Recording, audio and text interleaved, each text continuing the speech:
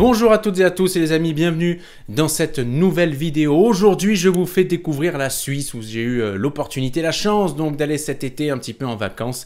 Et donc je vais vous montrer plein de jolies choses, des villes, des activités, des pépites et autres lieux à découvrir, à ne pas manquer si vous passez par là-bas. Et j'en profite pour tout de suite vous inviter à bien regarder ce qui est écrit en description de la vidéo. Pourquoi? Parce que vous y retrouverez la timeline avec les différentes parties de la vidéo. C'est intéressant si par exemple il n'y a que 2 ou 3 parties de la vidéo qui vous intéressent, Genève, les grottes de truc, Lauterbrunnen, etc. Eh bien vous pouvez cliquer dessus directement pour vous rendre sur la partie qui vous intéresse ou la partie consacrée au prix, aux hôtels, restaurants, tout ça.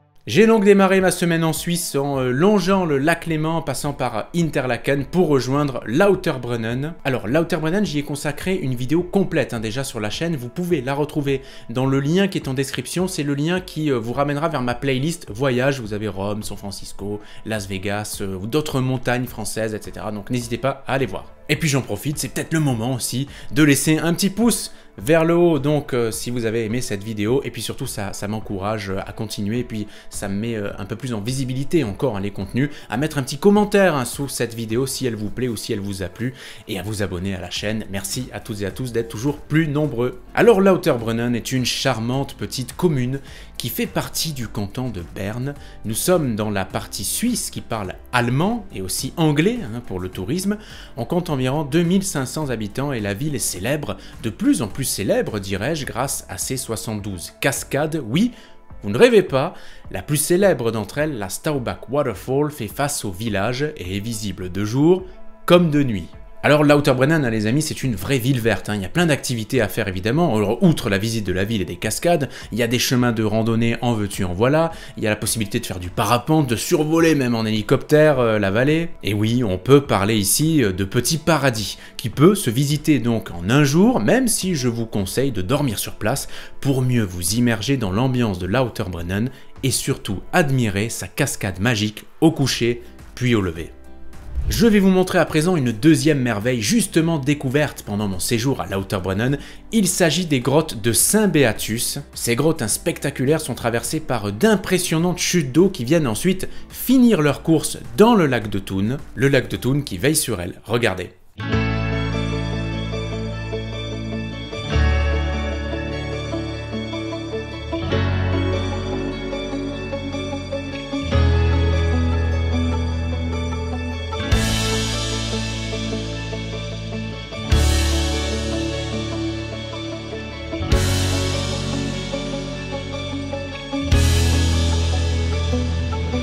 Nous sommes toujours ici dans le canton de Berne, à proximité des lacs de Thun et d'Interlaken. On peut le dire, s'il est fréquenté, mais qu'il n'est pas l'un des plus fréquentés, le lieu est l'un des joyaux de la Suisse. Et l'attraction principale, ce sont les 14 km de grottes. On peut d'ailleurs en parcourir 1 km à pied en tant que visiteur, de façon spectaculaire avec ce petit sentier tout au départ, presque vertigineux, qui part du parking et qui vous conduit à travers la forêt jusqu'à l'entrée des grottes, non sans franchir quelques ponts surplombant des chutes d'eau qui se précipitent des grottes directement.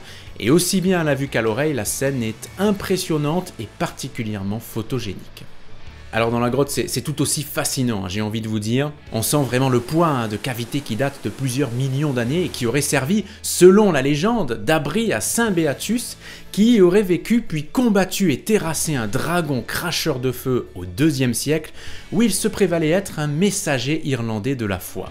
Alors chers amis, durant votre visite, vous parcourrez donc, vous admirerez d'impressionnantes chutes et cascades d'eau, au début très puissants, mais aussi de grandes stalagmites et stalactites. C'est une chance incroyable de pouvoir voir ça de ses yeux. L'été, ça rafraîchit, il y fait seulement une quinzaine de degrés à l'intérieur de la grotte, mais ça coûte tout de même 19 francs suisses par personne.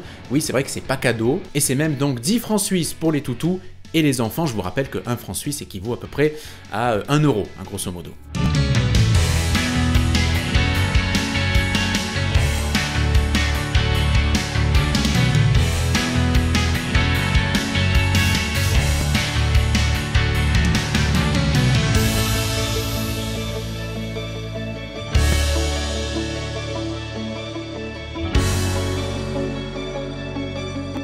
Et je vais maintenant vous présenter une randonnée que vous devez à tout prix faire et découvrir si jamais vous êtes dans le coin, c'est parti. Au départ de Lauterbrunnen, je vous conseille de faire une boucle d'une vingtaine de kilomètres. Longue, endurante, mais pas très difficile, je vous le promets, en prenant donc la direction de la télécabine de Lauterbrunnen, montez à bord, direction Grütscholp à 1500 mètres d'altitude pour 9 € le billet aller par personne.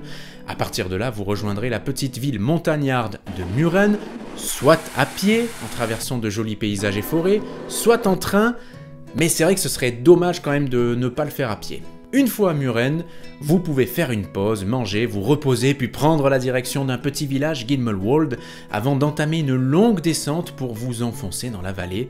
Descente durant laquelle vous traverserez ponts et forêts en admirant encore une fois d'innombrables cascades et chutes d'eau, puisque je vous rappelle que la vallée de Lauterbrunnen, c'est la vallée aux 72 cascades. Cap à l'ouest, désormais, dirigeons-nous vers le comté suisse de Fribourg. Là-bas, on parle français. Pour découvrir une ville où le médiéval et le fromage eh bien match à 100%, j'ai nommé Gruyère.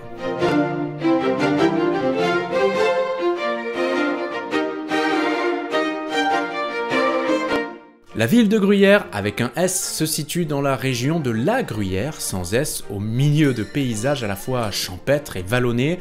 Alors, comme son nom l'indique, la région de la Gruyère est la sainte terre du Gruyère AOP. J'ai pu découvrir le temps d'un après-midi la petite ville médiévale de Gruyère. Et elle est ravissante, perchée sur sa colline, avec son petit village, ses fortifications, son château. Petite anecdote, la cité médiévale de Gruyère, et vous l'aurez sans doute remarqué sur ces images, est entièrement piétonne, comme celle de Carcassonne, si ma mémoire est bonne, mais surtout, vous ne pouvez pas passer un moment à Gruyère sans goûter une raclette ou une fondue, qui sont deux des immenses spécialités de la région, et croyez-moi, vous ne manquerez pas de lieux où vous pourrez en manger. Allez, à présent, direction Montreux, on continue, on prend encore un petit peu plus notre cap vers l'ouest et le lac Léman, c'est parti.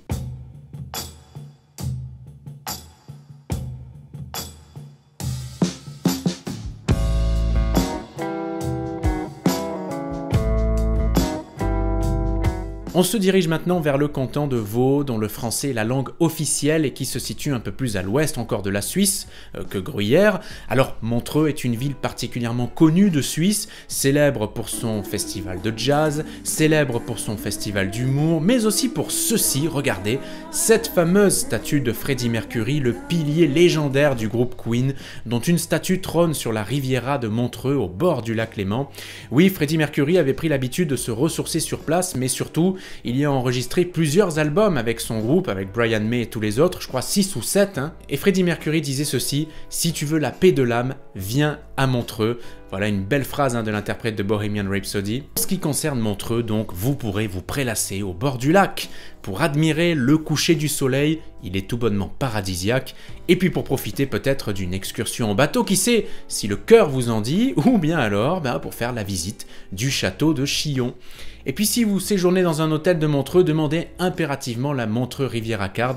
Je vous parlerai un petit peu plus loin de cette carte, oui, pensez impérativement à la demander dans votre hôtel à Montreux. On en parle juste après, donc, dans la partie consacrée aux hôtels et aux restaurants. À 45 minutes maintenant en voiture de Montreux, eh bien se trouve Glacier 3000. Nous sommes ici à la limite entre le canton donc de Berne et celui de Vaud. Et comme son nom l'indique, eh bien je vous invite à découvrir un glacier situé à 3000 mètres d'altitude. Le suspense était quand même très léger. On s'y rend tout de suite.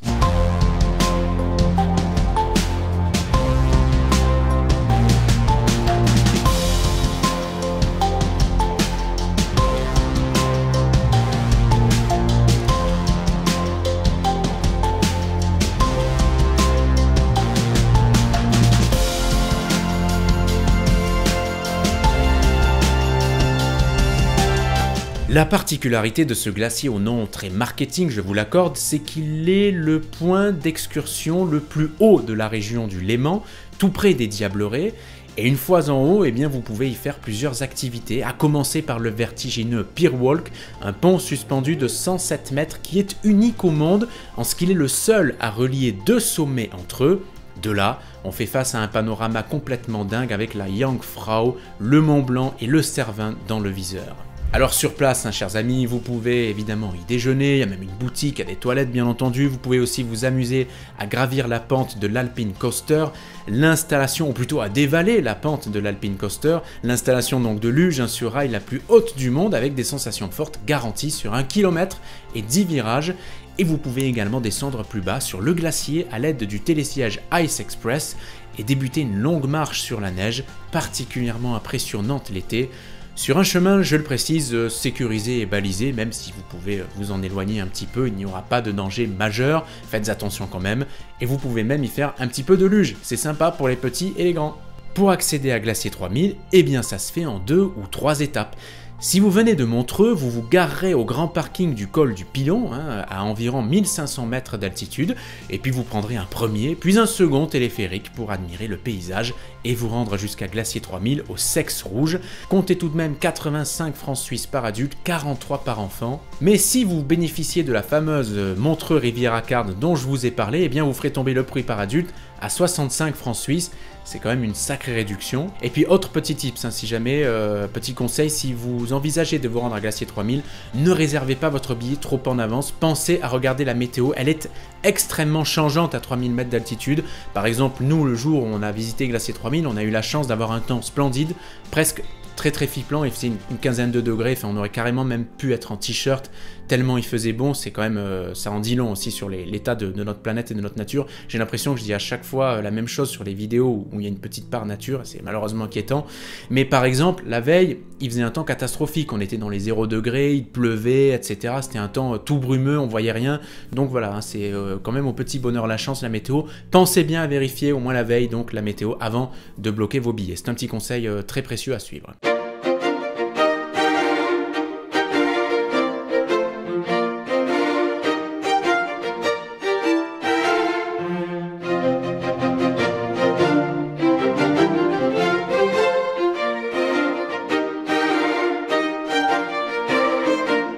Alors on pense, oui, que la Suisse est le pays des vaches, le pays des pâturages, le pays du chocolat, mais non, ce n'est pas que ça, la Suisse c'est aussi le pays des châteaux. On a quand même des nombres plus de 500 hein, dans le pays, et je vous ai déjà parlé brièvement hein, dans le reportage du château de Gruyère qui fut édifié au XIIIe siècle, et aussi du château de Chillon, merveille de Montreux, et du lac Léman qui lui fut construit au XIIe siècle. Mais là ici je veux m'attarder sur 2 autres châteaux que j'ai eu la possibilité de découvrir. L'un est très connu du grand public, en tout cas en Suisse, l'autre beaucoup moins, et c'est une véritable pépite pourtant. Regardez. Commençons par le château d'Aigle, situé à quelques minutes de Montreux en voiture. Le château construit par la maison de Savoie au XIIe siècle est impressionnant, ce qu'il trône donc au cœur d'un vignoble exceptionnel, et c'est d'ailleurs fort logiquement qu'il abrite aujourd'hui le musée de la vigne et du vin. Alors le château et le musée se visitent, hein, tous deux en même temps, c'est le même billet, c'est payant, hein, vous l'aurez compris, autour de 10 à 12 francs suisses par personne et moitié moins pour les enfants. Et notons qu'il fut la résidence des chevaliers d'Aigle et des gouverneurs bernois, et il a subi depuis plusieurs transformations au rythme de ses propriétaires et des conquêtes. Je trouve ce château d'Aigle très impressionnant et je me suis amusé hein, à prendre donc avec des images aériennes un peu de hauteur hein, sur ce château. Il est vraiment superbe et le vignoble est remarquable aussi. Vous avez vu ce lézard hein, qui est dessiné en blanc sur les étages comme ça du domaine, c'est remarquable.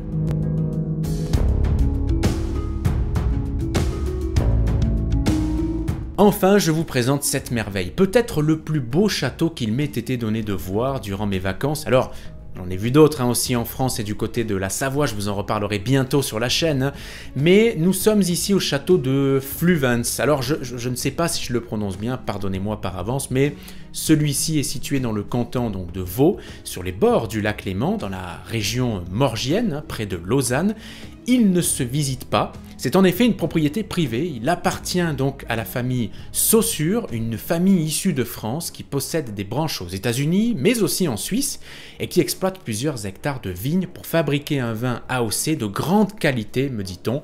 Et le château, lui, qui date du XVe siècle, fut construit en briques, et il en impose grâce à son donjon, vous voyez, qui est particulièrement impressionnant, qui domine un petit peu tout le domaine, 60 mètres de haut pour le donjon, et il est, vous l'aurez remarqué, en parfait état, et en plus donc construit, là aussi vous l'aurez vu, de 2 ensembles distincts, mais qui sont du coup reliés par des remparts pour ne former qu'un seul et même bloc. C'est vraiment un magnifique bâtiment.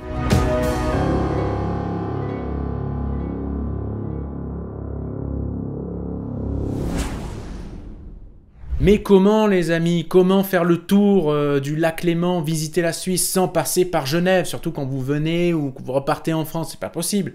Eh ben direction Genève.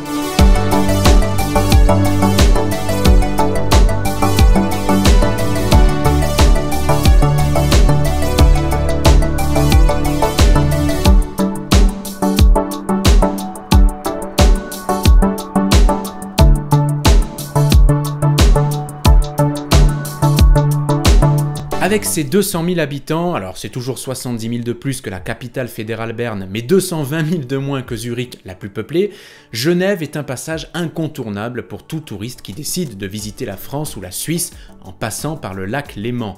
Siège européen de l'ONU, eh bien je m'y suis arrêté une nuit pour découvrir quelques-unes de ses splendeurs, et la ville est, il faut le dire, assez jolie. Elle est évidemment célèbre sur les cartes postales et les posts Insta grâce à son jet d'eau de 140 mètres de haut, sur le lac Léman, je l'ai pris là aussi avec quelques images aériennes. Parmi les curiosités, on peut aussi évoquer l'horloge Florie, la cathédrale également Saint-Pierre, mais aussi non loin de la cathédrale, le mur des réformateurs, peut-être un peu moins célèbre du grand public, mais qui est situé en face de l'université de Genève, au cœur du parc des Bastions, et il est important puisqu'il fut édifié à partir de 1909 pour célébrer le 400e anniversaire de la naissance de Jean Calvin. Alors Jean Calvin, c'est un célèbre personnage, évidemment personnage français, personnage central de ce mouvement des réformateurs qui fit basculer Genève donc pour la faire devenir une capitale protestante, un petit peu la Rome protestante. Pour l'anecdote, sachez que ce n'est pas très vu ça non plus du grand public, mais vous pouvez pénétrer à l'intérieur du bâtiment qui abrite l'État, la chancellerie d'État, comme je vous le montre ici sur ces images. C'est assez rare de pouvoir pénétrer librement, sans fouille et gratuitement dans de tels lieux. Vous pouvez y croiser ici des responsables et employés des lieux, et la grande rampe est assez incroyable. C'est pour moi l'un des plus beaux bâtiments que j'ai pu voir à Genève.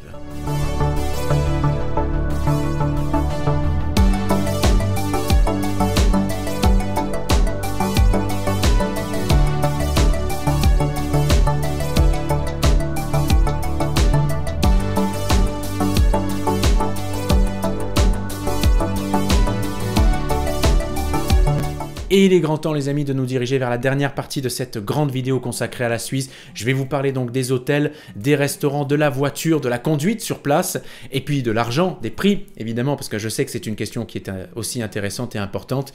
Eh bien on y va tout de suite. Donc en Suisse, j'ai pu séjourner dans 3 hôtels différents et je ne vais pas forcément tous vous les conseiller comme ça spontanément, allez je vous en parle. On débute donc par Lauterbrunnen et l'hôtel Staubach. Vous en retrouverez une plus longue description, hein, je préfère vous le dire tout de suite sur ma vidéo dédiée. Mais ce que je peux vous dire en quelques mots, c'est que vous en aurez pour votre argent. Certes, la nuit c'est entre 200 et 250 francs suisses, mais les chambres sont clean, le petit-déj est inclus, il y a un parking, l'hôtel est très bien situé, vous avez une terrasse, et puis surtout, vous avez vu sur la chute Staubach, le jour et la nuit, puisqu'elle est éclairée la nuit jusqu'à 23 h. Le personnel est plutôt gentil, les animaux sont acceptés, alors moyennant un supplément de 20 francs suisses la nuit, mais j'ai l'honnêteté de vous dire que je n'ai pas eu à payer. Voilà, ça c'était cool. Pour Fleur, hein, bien entendu. Sinon, la nuit, les nuits étaient payées, bien sûr. Ensuite, j'ai passé 2 nuits à Montreux, à l'hôtel Bonport. Ah, bon. Il a un nom à la fois sympathique, cet hôtel, et un petit peu attrape-touriste, vous ne trouvez pas? Non, allez, je vais en parler de la façon la plus honnête possible. Bon, Montreux, c'est un petit peu le Cannes suisse, hein, strass et paillettes, donc c'est cher. Alors, je sais qu'il peut être difficile de trouver un bon rapport qualité-prix si vous voulez rester proche du bord du lac Léman, et je pensais donc que cet hôtel serait la perle qui illustre un bon rapport qualité-prix, qu'il était l'hôtel qui cochait toutes les bonnes cases.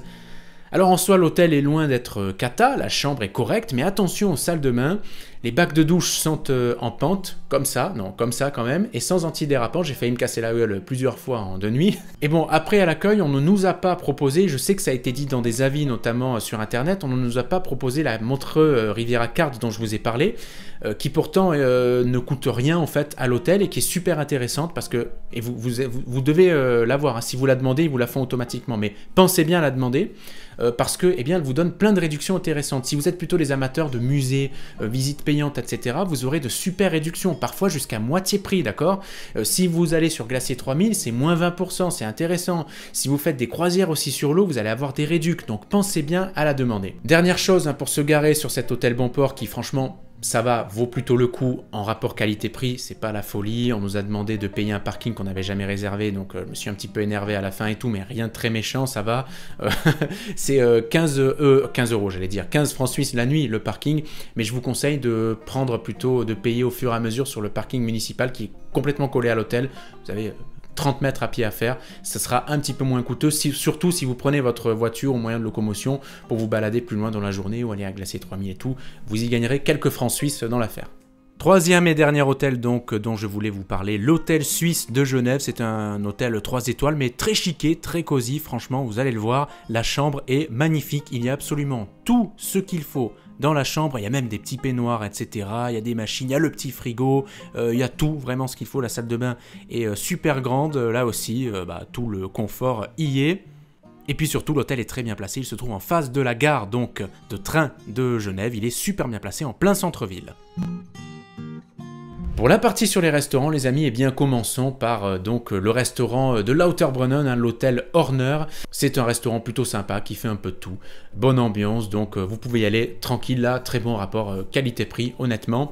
Lors de la visite des grottes de Saint-Béatus, eh bien le repas s'est fait dans ce restaurant pizzeria Laudhaus. Ils font des pizzas tout à fait correctes. Là, les prix ne sont pas non plus démentiels. Alors c'est un peu cher, c'est un prix suisse, je vous en parlerai dans quelques instants, mais c'est plutôt sympa. Vous n'êtes pas très loin du lac, il y a un camping qui vous sépare du lac, mais le restaurant est très bien. La dame qui nous a servi, une dame d'un certain âge avec des cheveux courts, était vraiment très gentille, donc voilà, vous pouvez y aller. Et puis c'est assez chiqué aussi comme resto, c'est plutôt joli, vous pouvez manger en terrasse ou à l'intérieur, comme vous voulez. Du côté de Gimmelwald, eh bien voici le Mountain Hostel que donc j'ai pu découvrir lors de la randonnée Lauterbrunnen-Muren-Gimmelwald Lauterbrunnen. Là aussi c'est très bien, on peut manger de la pizza super bonne, meilleure pizza du séjour. Vous pouvez aussi boire des bières si vous êtes amateur de bière, tout ça, donc c'est plutôt cool. Ambiance aussi sympa, le cadre il est tout bonnement idyllique, vous avez une vue incroyable un peu partout. Donc franchement, n'hésitez pas là non plus. Si vous voulez faire une petite halte du côté de Gimmelwald, et il y aura toujours moins de monde que du côté de Muren, où il y a aussi des restaurants, tout ça. À Gruyère, j'ai pu tester, vous le voyez ici, la table des chevaliers. Alors vous pouvez y manger une raclette très bonne, une fondue très bonne, c'est testé et approuvé. Mais sur le niveau du service, moi que j'ai été un petit peu déçu, alors sans rentrer dans les détails, donc j'ai trouvé que c'était un petit peu... Au départ, on a été bien accueillis, puis après, en fait, c'était plutôt froid. Et puis quand tu demandes une bouteille d'eau, une simple carafe d'eau, eh bien, t'attends 20 minutes et puis tu vas en demander une au bar toi-même parce que t'as toujours pas eu ta bouteille d'eau et puis on revient et puis on t'en donne une puis une autre, on te les jette presque à la gueule. Bon, à Montreux, les restos étaient tellement chers que pas de resto, du coup food truck, juste ici à côté donc du marché couvert au bord du lac, c'est sympa, il y a des petites activités à faire, etc. Si vous voulez jouer au basket, tout ça, donc en été c'est plutôt cool, il y a plusieurs food trucks, il y a le point pour prendre à boire, les prix sont moins excessifs, beaucoup moins même donc que dans les restos, c'est pas de la grande bouffe, mais quand même ça passe pour faire un repas. Alors du côté de Glacier 3000, vous avez une petite buvette qui est plutôt sympa, alors vous pouvez manger des bretzels, des petits sandwichs, des petits desserts. N'y allez pas trop tard le midi parce que ça part très vite, ils ont des stocks qui sont limités, parce que les trucs n'ont pas été faits sur place j'imagine, donc voilà, ne tardez pas trop, sinon vous finirez avec un bretzel ou un croissant au fromage et au jambon, donc les prix sont pas très excessifs, ça va, pour un truc en 3000 mètres d'altitude où c'est la seule proposition d'ailleurs pour manger, mais donc c'est correct. Et puis l'ambiance est un peu sympa, ça fait chalet et tout. Par contre, ce que j'ai oublié de préciser sur Glacier 3000, c'est que c'est tout en travaux. Donc si vous y allez pendant qu'il y a de gros travaux, eh bien ne soyez pas surpris, c'est un peu le bordel, c'est un peu bruyant au sommet et tout. Après une fois qu'on s'éloigne, c'est un petit peu mieux, mais voilà, ça surprend un peu, en fait, tu te dis, waouh, il y a quand même un chantier massif à 3000 mètres d'altitude, mais oui, c'est pour continuer de faire grandir cette destination. Il y a notamment un grand restaurant qui est en train d'être construit, donc le restaurant dans lequel vous mangez pendant qu'il y a les travaux, ce sont des préfabriqués qui ont été agencés, etc. Mais c'est quand même plutôt chaleureux, je trouve, ça a été bien arrangé. Et puis en visitant le château de Fluvens, et je m'excuse encore une fois pour la prononciation, je ne sais pas comment on le dit véritablement, nous nous sommes arrêtés donc au restaurant grill le Balthasar, super bon, super accueillant, je sais plus si c'était le patron qui vient, qui vous serre la main et tout pour vous accueillir, c'est trop bien, t'as l'impression de faire partie des locaux et tout, c'est cool. En plus c'est pour le coup un restaurant qui se situe à Gland. Donc Gland, c'est une petite ville qui se trouve en fait entre Lausanne et entre Genève sur le lac Léman, à quelques centaines de mètres du lac Léman. Et donc c'est pas une zone, c'est une zone résidentielle en fait, là où se situe le resto. Donc c'est pas très prisé des touristes. Allez-y franchement parce que c'est super. C'est un petit peu coûteux, mais c'est un restaurant, mais c'est super bon et voilà, ils sont très gentils en plus là-bas. Et puis je terminerai par une petite reco dessert. Ah, il en fallait une, hein, c'était obligé. Une petite reco dessert donc pour Genève. Si vous allez à Genève et qu'il y fait chaud, à l'été maintenant il y fait chaud comme dans le sud de la France ou presque, hein, eh bien vous allez manger une glace. Je vous conseille les glaces de Gelato Mania. Alors il y a plusieurs Gelato Mania donc à Genève, donc c'est la même chaîne en gros, mais waouh, je pense peut-être la meilleure glace que j'ai jamais mangée de ma vie. Ouais. Pas le meilleur dessert c'était à Rome, mais la meilleure glace c'est peut-être à Genève, incroyable. Regarde, vous avez vu hein, sur la photo avec la chantilly, elle a réussi, hein, la fille très gentille, à me caler 3 boules de glace dans un pot moyen avec un mastoc de chantilly, incroyable. Et du coup en sortant de Gelato Mania, t'as tous les gens qui te regardent comme ça, qui disent mais qu'est-ce qu'il a pris comme dessert lui? Ah ouais, qu'est-ce qu'il a pris? Et qu'est-ce que c'était bon, bordel. Bon, un mot de la conduite, voiture, etc. pour la Suisse. Alors, quand vous entrerez en Suisse, vous passerez par la douane, par la frontière. Normalement, en théorie, il n'y a pas de contrôle. Mais quand même, vous êtes tenu, le seul contrôle qu'il y a, en fait, c'est pour vérifier si vous avez apposé une vignette. Donc, vous avez acheté en ligne une vignette, donc, de 40 francs suisses, donc un petit peu plus de 40, je crois que c'était 43 €, quelque chose comme ça, 42, 43. En fait, cette vignette va vous permettre de circuler sur l'ensemble des routes de Suisse sans jamais payer le moindre péage. Parce qu'en Suisse, il n'y a pas de péage. Et oui, et en France, il y a des péages. Et ils sont très chers, très nombreux. Et c'est l'arnaque. Mais en Suisse, c'est cool. Parce qu'avec 40 francs suisses, là j'ai l'impression de faire une pub Carglass, avec la vignette suisse, tu peux visiter partout sur les autoroutes. C'est magnifique. Et en plus, c'est vignette.com. Non, bref, on arrête les conneries, mais avec cette vignette, vous pouvez vraiment visiter en fait toute la Suisse avec cette vignette là, donc unique, et c'est valable en plus, c'est ce qu'il faut préciser, plus d'1 an, donc c'est plutôt cool. Et notez que donc si vous ne l'achetez pas en fait au format papier physique, ce qui peut vous faire perdre du temps au poste frontière, eh bien vous pouvez l'acheter en dématérialisé, vous pouvez l'acheter en ligne depuis le 1er août 2023. C'est ce qu'on a fait donc, et ensuite en la posant, bien plus besoin de la poser sur la voiture, vous l'avez sur votre smartphone, vous la montrez aux gardes frontières et puis ensuite vous faites votre petite vie en Suisse tranquille, sans payer de supplément, et ça c'est super cool. Je noterai donc pour les vitesses, c'est pas du 130 sur l'autoroute, mais c'est du 120. Les semi-autoroutes donc sont à 100 et l'équivalent des routes nationales qu'on a ici à 90 en général, eh bien sont toutes à 80 là-bas, et puis évidemment en agglomération c'est 50 ou les zones à 30. À peu près comme ici, mais sur l'autoroute c'est un petit peu plus lent quand même. Et puis pour la conduite, les Suisses sont super respectueux, quasiment aucun coup de klaxon entendu, que ce soit dans les villes ou ailleurs et tout, pendant tout le séjour, donc ouais, ils sont plutôt cool, détente, un peu façon américaine, hein, ils sont assez respectueux du code de la route, pas forcément pour les mêmes raisons et les mêmes craintes, mais voilà, ils sont assez respectueux. Et je n'oublie évidemment pas de vous parler de l'argent. Sachez que 1 € est égal aujourd'hui à 0,95 francs suisses. La monnaie suisse est une monnaie qui est plutôt forte, hein, mais sachez en tout cas que les prix sont très élevés évidemment en Suisse, bien plus qu'en France, que ce soit pour une glace, que ce soit pour le restaurant, que ce soit pour un fast-food, c'est bien plus élevé, il faut l'avoir à l'esprit, et puis il faut surtout avoir à l'esprit que vous avez une conversion, une commission, hein, qui est prise par votre banque lorsque vous payez quelque chose en Suisse.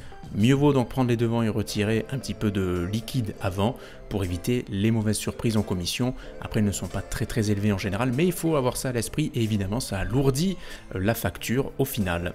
Le dernier petit mot que je vous dirai sur la Suisse avant de conclure cette vidéo, c'est sur la mentalité. Mais donc les Suisses sont incroyablement polis, ils sont super vraiment dans leur forme, etc.